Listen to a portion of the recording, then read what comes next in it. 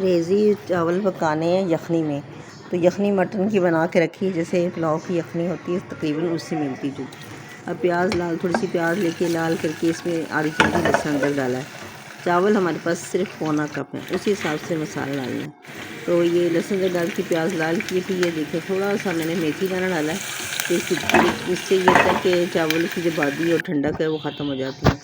उसके बाद इसमें डालना है ज़रा सी चुटकी सौंफ की, ताकि इसमें ना ज़रा पुलाव की खुशबू आ जाए। बघार में ज़्यादा खुशबू आती है। फिर ज़रा सा ज़ीरा, एक चुटकी ज़ीरा।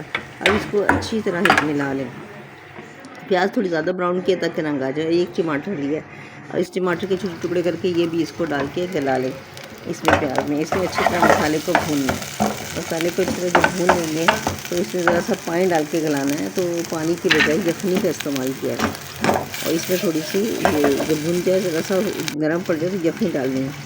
और यखनी डाल के इसका थोड़ी सी यखनी डालनी है ताकि ये बस इतने कि ये गल जाए, टमाटर प्याज गल जाए। और फिर इसको हमने ढक के एक तरफ रख देना। इसमें ये ना इतनी देर में ये चावलों के हिसाब से मैंने आधी चमची नमक लिया और इसको हमने ढक देना ताकि ये गल जाए।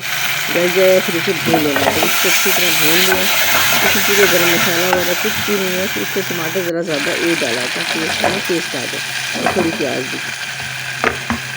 अब जब ये अच्छी तरह भून जाएगा तो इसमें चावल डाल देंगे।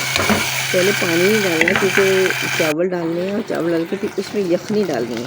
तो इससे पहले चावल डालें, फिर अंदाजे से भाई जितने चावल हैं जितनी देर में ये गल जाएंगे उतनी हमने यखनी डालनी और बोटी कोई नहीं डालनी।